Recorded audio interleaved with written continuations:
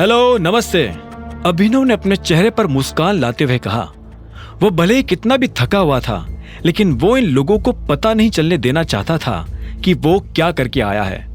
जैसे ही अभिनव ने चहकते हुए नमस्ते किया तो शर्मिला, अनन्या और राजीव उसे देखने लगे। उनकी आंखों में एक अजीब सा गुस्सा था।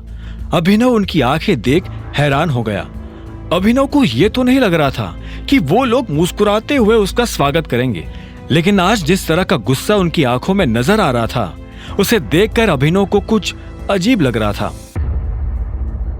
मैंने कहा नमस्ते एंड हेलो अनन्या।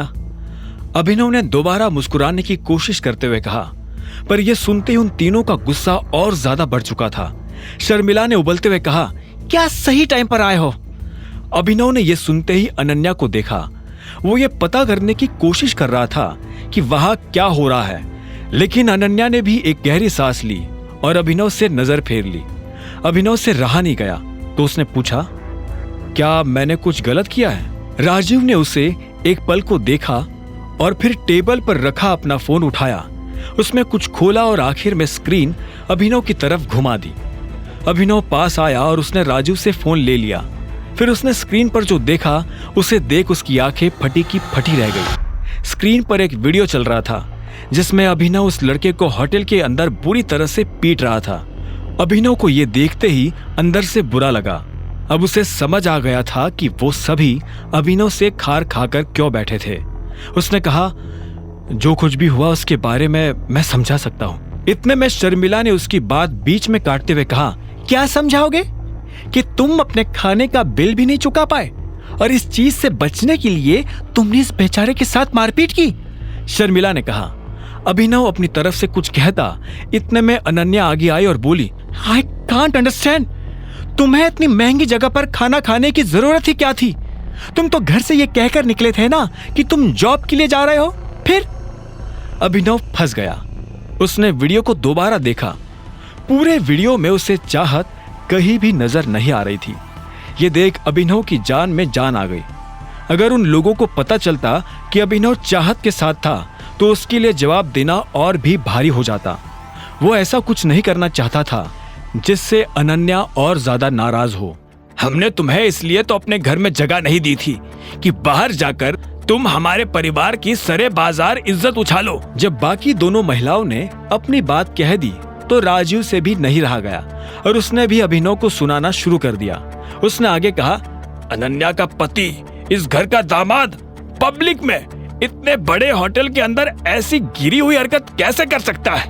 आप सभी ऐसा इसलिए कह रहे हैं क्योंकि आपको सच पता नहीं है। आपने इस लड़के को मार खाते हुए तो देख लिया, लेकिन आप लोगों के मन में यह सवाल नहीं आया कि मैंने इसे मारा क्यों? यह आदमी मुझसे उल्टी सीधी बातें कर रहा था, मुझे अनाप शनाप बोले जा रहा था और मुझे ही नहीं, मेरे साथ। अचानक से अभिनव ये कहते कहते रुक गया। उसकी जुबान पर चाहत का नाम आने वाला था। तुम्हारे साथ कौन? अनन्या ने अभिनव की बात पकड़ते हुए पूछा और जवाब के लिए अभिनव की आंखों में देखने लगी। अभिनव चाहता था कि अनन्या अपनी नजर उससे दूर हटा ले, लेकिन वो ऐसा नहीं कर रही थी। ये वीडियो पूरे देश में वायरल हो गया है, अब तुम क्या करोगे? आई एम सॉरी, लेकिन इस लड़के के साथ जो हुआ असल में इसके साथ वही होना चाहिए था। यह सुनते ही शर्मिला गुस्से में आग बबूला हो गई। वो गुस्से में अभिनव की तरफ बढ़ने लगी। उसका मन तो कर रहा था कि वो अभिनव को थप्पड़ मार दे, लेकिन अपने आप को रोकते हुए उसने कहा, जब हम तुमसे तमीज से बात कर रहे हैं तो तुम भी तमीज से बात करो। परिवार की नाक कटाने के बाद कह रहे हो कि ये जो तुमने किया वो सही किया, और तुम्हें क्या लगा तुम्हारे ऐसे बोलने से हम तुम्हें गले लगाएंगे, शाबाशी देंगे? ना तुम्हारे पास कोई नौकरी है, ना तुम इस परिवार की मदद करना चाहते हो, तो कम से कम भगवान के लिए ऐसा कुछ तो मत करो जिससे इस परिवार को नीचा देखना पड़े। शर्मिला, शांत हो जाओ। राजीव ने शर्मिला को रोकने की कोशिश की। अनन्या की शादी अगर किसी से होनी चाहिए तो वो है चिराग, सिर्फ चिराग। यह सुनती ही अनन्या की आंखें फटी की फटी रह गई। उसने शर्मिला को देखा और बोली, मम्मा, मैं चिराग से शादी करने के लिए कब एग्री हुई? तुम्हारे एग्री होने की मुझे जरूरत भी नहीं है। मैं तुम्हारी माँ हूँ और मुझे पता है what is best for you. इसके साथ रहोगी तो जिंदगी भर तकलीफ ही तकलीफ देखोगी, और फिर तुम्हें अपनी कंपनी के लिए भी मदद चाहिए ना, चिराग के अलावा तुम्हारी कंपनी को फिर से खड़ा करने में कोई तुम्हारी मदद नहीं कर सकता है।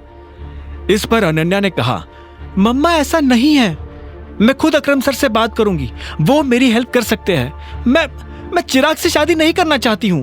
तो क्या तुम जिंदगी भर इस आदमी के साथ रहोगी? हाँ बताओ, शर्मिला ने पूछा। नहीं, मैं इन दोनों में से किसी के साथ नहीं रहना चाहती हूं, अनन्या ने अकड़ के साथ जवाब दिया। आगे की कहानी जानने के लिए देखें अगला एपिसोड सिर्फ पॉकेट एफएम के YouTube चैनल पर, और द रिटर्न ऑफ टाइगर के सारे एपिसोड्स को सुनने के लिए डिस्क्रिप्शन में दी लिंक से डाउनलोड करें पॉकेट एफएम ऐप।